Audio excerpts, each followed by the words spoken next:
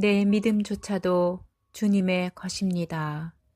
요한복음 3장 22절에서 36절 말씀.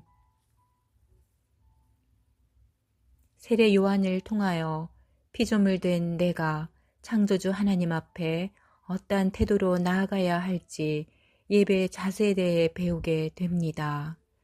요한이 대답하여 가로되 만일 하늘에서 주신 바 아니면 사람이 아무것도 받을 수 없느니라. 요한복음 3장 27절 말씀. 이 땅에 살아가면서 받아 누리는 모든 것들은 하나님의 선물입니다.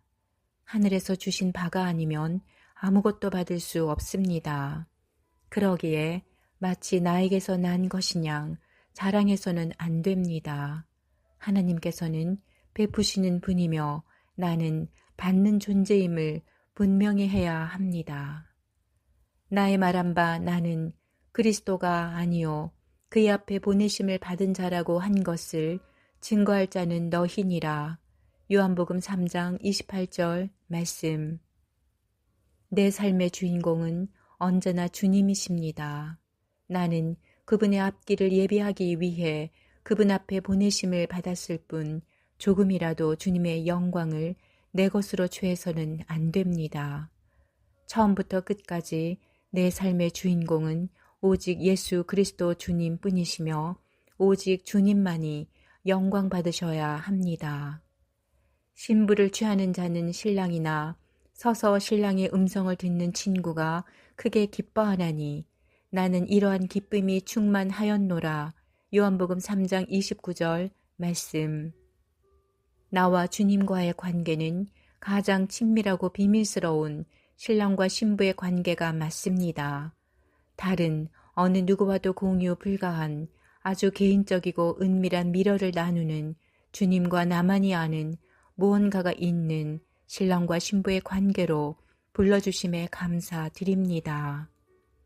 그런데 사역을 감당함에 있어서는 내가 주인공이 되어서는 안 됩니다.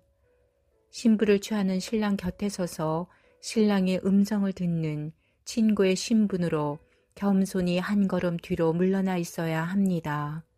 마치 내가 전도해서 내가 얻은 내 사람인 것처럼 맡겨주신 사람들에 대한 집착을 버려야 합니다. 그 사람들을 책임지고 인도하시는 신랑 되신 예수님을 옆에서 지켜보며 그분의 음성을 듣고 전심으로 기뻐할 뿐 신랑이 하시는 일을 보고 찬양하고 감사하는 것만이 친구된 내가 할 수 있는 전부입니다. 그는 흥하여야 하겠고 나는 쇠하여야 하리라 하니라. 요한복음 3장 30절 말씀. 궁극적으로 내가 도달해야 할 최종 목적지는 내가 죽고 그리스도로 사는 삶입니다. 겸손히 주님의 주권을 인정하며 주님의 모든 행사는 선하시다는 것을 철저히 인정하며 살아갈 때 진정 주님 홀로 영광 받으실 것입니다. 요한이 아직 옥에 갇히지 아니하였더라. 요한복음 3장 24절 말씀. 위에 언급한 세례 요한의 태도는 요한이 아직 옥에 갇히기 전의 고백입니다. 그런데 그가 정작 감옥에 갇혔을 때에는 예수님에 대하여 어떤 고백을 했는지 궁금해서 한번 찾아보았습니다. 요한이 옥에서 그리스도의 하신 일을 듣고 제자들을 보내어 예수께 여짜오되 오실 그이가 당신이오니이까 우리가 다른 일을 기다리오리이까. 마태복음 11장 2절에서 3절 말씀. 세례 요한이 감옥에 있을 때에 예수님에 대하여 말하는 것을 보니 초기에 확신 있게 예수님을 증거하던 그 요한이 맞나 싶습니다. 그의 마음은 심히 흔들렸습니다. 그가 기대했던 메시아의 모습은 산이 꺼지고 골짜기가 메워지는 어마어마한 지각 변동을 일으키시며 온 세상을 심판하고 통치하실 만왕의 왕대 모습이었을 것입니다. 누가복음 3장 4절에서 6절 말씀. 이스라엘의 여러 동네를 돌아다니시며 조용하고 소박하게 전도만 하고 계시다는 소식은 세례 요한이 생각한 메시아의 모습이 결코 아니었을 것입니다. 빨리 위험찬 모습을 드러내셔서 이스라엘을 구원해 주시기를 바랬는데 그가 보기에 너무나 수동적으로 보였을 것입니다.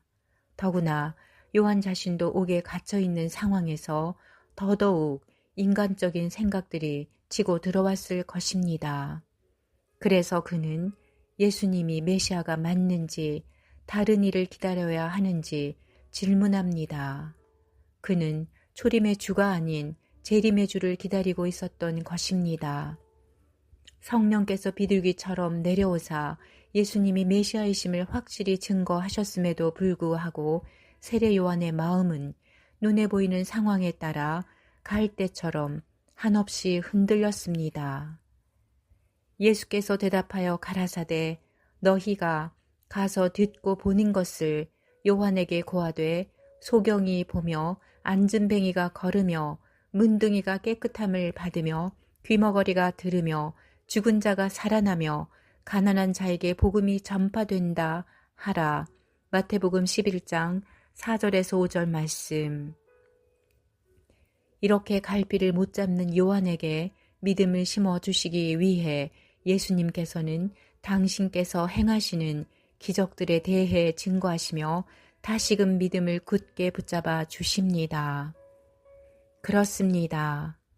내가 주를 믿는 믿음조차도 내 힘으로 지탱할 수 없는 전적인 하나님의 선물입니다. 하나님께서 내 믿음을 붙잡아 주시지 않으면 정말 아무것도 할 수 없는 전적으로 타락하고 부패하고 무능한 뿌리 깊은 죄인임을 고백합니다. 오늘도 내 삶을 온전히 주님께 맡기고 선하신 주님의 은혜만을 붙잡습니다. 오직 창세전에 내 삶에 작정하신 아버지의 뜻만이 온전히 서게 되기를 간절히 기도할 뿐입니다. 사람의 마음에는 많은 계획이 있어도 오직 여호와의 뜻이 완전히 서리라. 잠언 19장 21절 말씀.